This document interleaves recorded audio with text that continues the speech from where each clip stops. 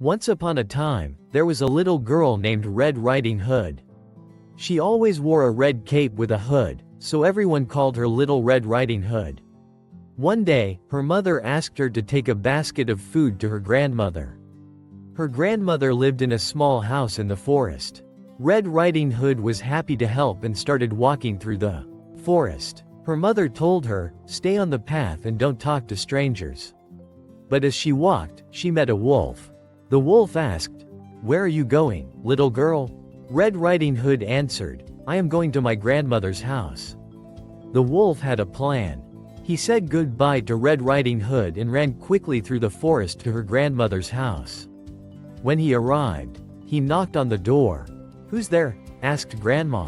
The wolf pretended to be Red Riding Hood and said, "It's me, Little Red Riding Hood. I have some food for you." Grandma was scared, but the wolf quickly locked her in a closet and climbed into her bed. Later, Red Riding Hood arrived at the house.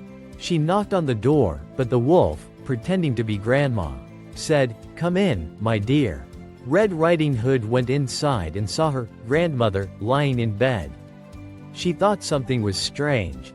"Grandmother, what big eyes you have," she said. The wolf replied, "All the better to see you with, my dear."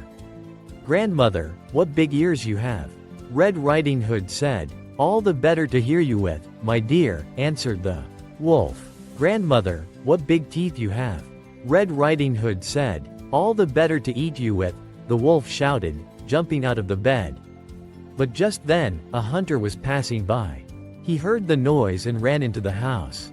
The hunter saw the wolf and quickly chased him away. The hunter saved Grandma and Red Riding Hood. They were both very happy and thanked the hunter. After that, Red Riding Hood promised never to talk to strangers again and always listen to her mother. From then on, she stayed on the path and was very careful. The end.